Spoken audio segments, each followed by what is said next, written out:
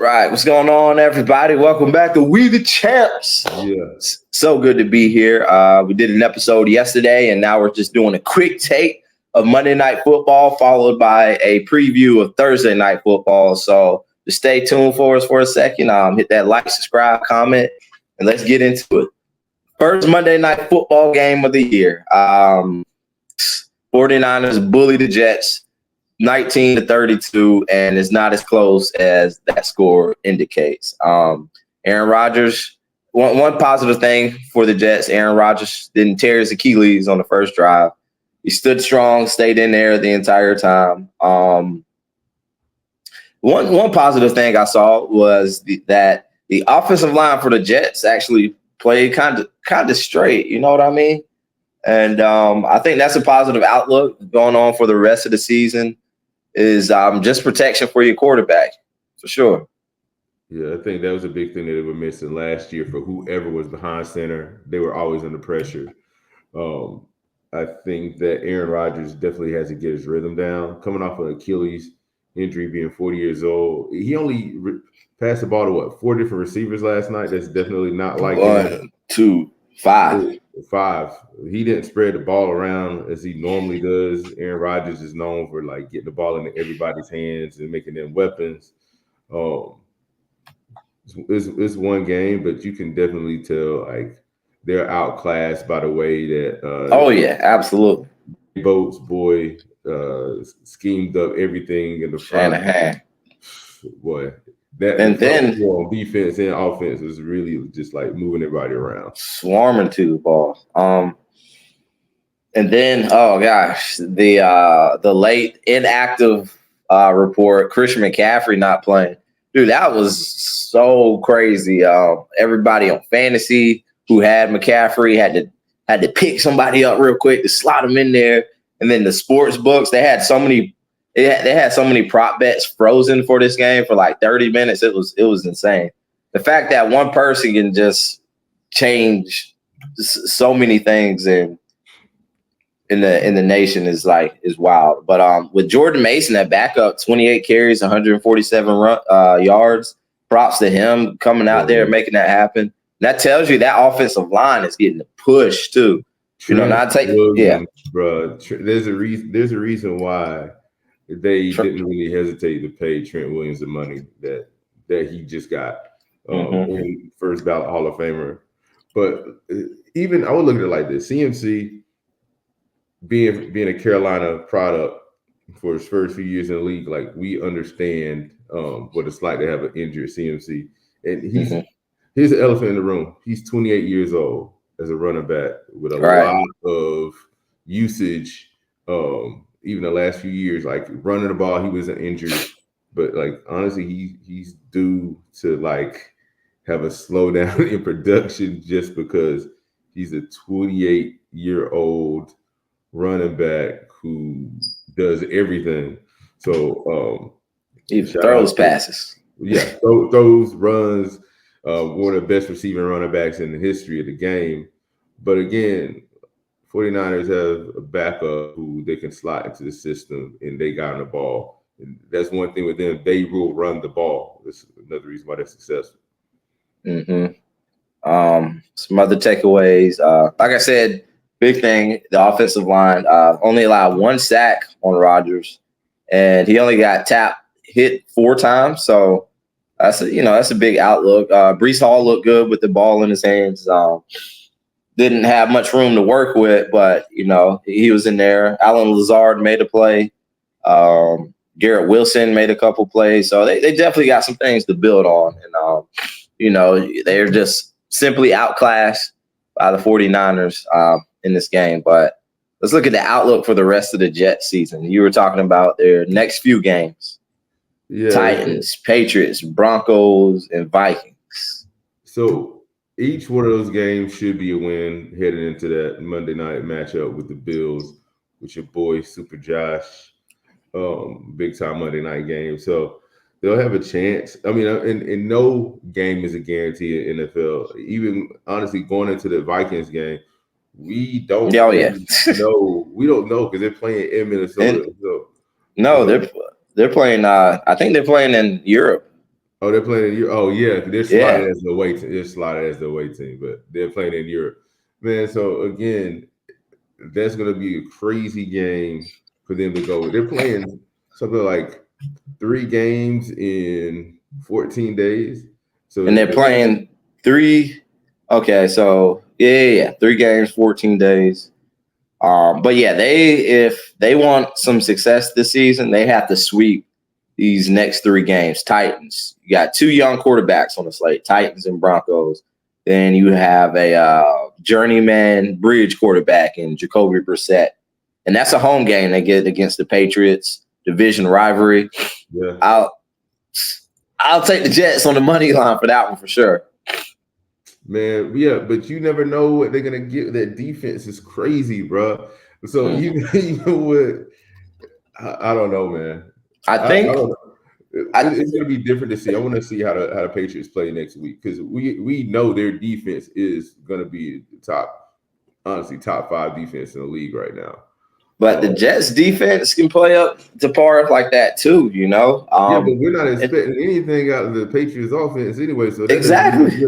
But I believe, but what I'm saying is, I believe the Jets can manage this game. Aaron Rodgers at the helm can manage this game a lot better to a victory, and as opposed to Jacoby Brissett and what they got going on. But are we sure? Like, let's go back over the history of the last 6 games that Aaron Rodgers played. Let's go back to 2022. So the last 6 games that Aaron Rodgers has played, he has only passed for 1 touchdown in the last 6 games he's played. Damn. 1 touchdown. So what you saying about? All right. So what you saying about Rodgers? I'm saying he's a 40-year-old quarterback coming off an Achilles, bro. That's all I'm saying. That's all I'm saying. I'm not saying he washed or anything like that. But if the Jets are depending on Aaron Rodgers to be the reason why they're winning a Super Bowl this year, like, yeah, he was 20. He was in his 20s, and they couldn't depend on him to win a Super Bowl. I'm just saying. So that's a lot of pressure on somebody that was like a decision away from being a vice president candidate. You know what I'm saying? This is just so much. It's so much that we put on Aaron Rodgers, and I just don't see. I think it's definitely going to be an up and down season for somebody like that. Okay, now let's good takes. And Mike Williams didn't even play a snap. I don't believe. Wonder what's up with that. The old, but bro. Right, those injuries. He's older too. Now let's flip to the Niners side. They pretty much look the same from last year, if not better. The fact that they were pounding the ball with the backup running back, Jordan Mason. Debo did his typical thing. He had 8 touches out the backfield, a tutty, 54 5 receptions for 54 yards. They spreaded the ball out. You know, Kittle got his touches. Ayuk only had 2 catches. He had a few targets. I know he had the diving catch that he dropped in the end zone. That was a tough one. But that's one of those balls you were saying. It's like, dang, he didn't. It's like Ayuk could usually catch that. You know, he usually catch it. But again, he missed some time in camp, right? So they're gonna still round into shape. And then I look at it like this, man.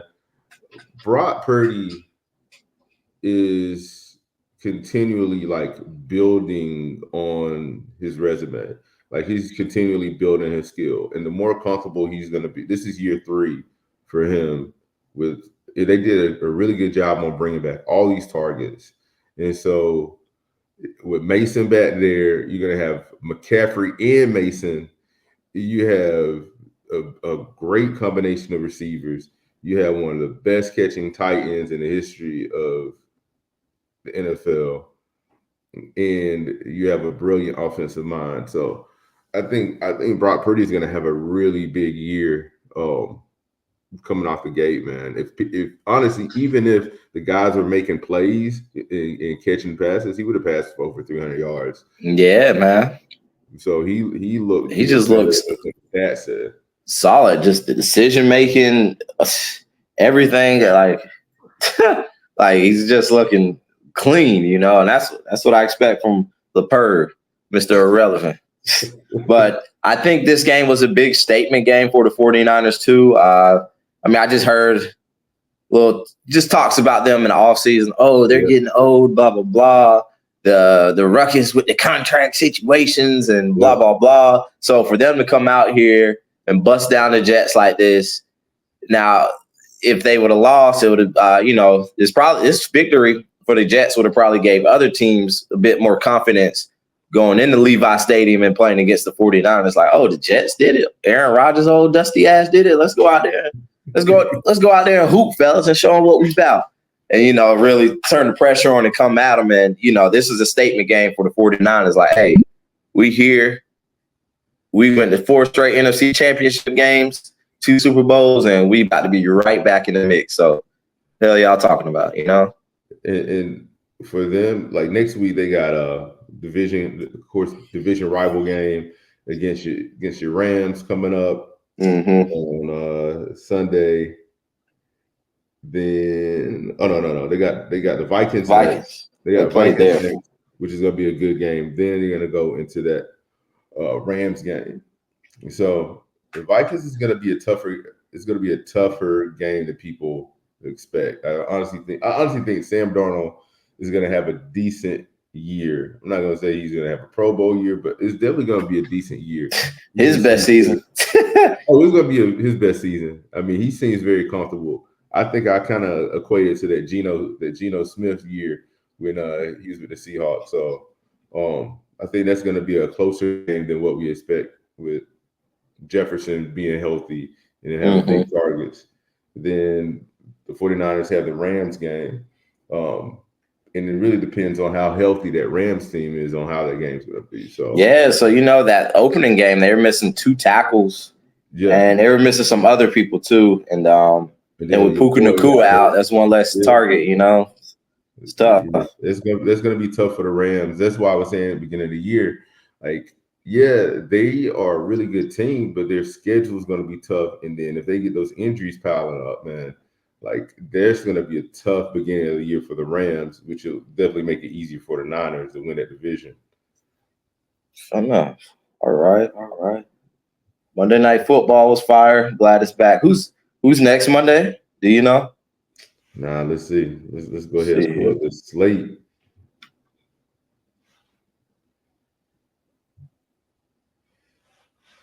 Next Monday.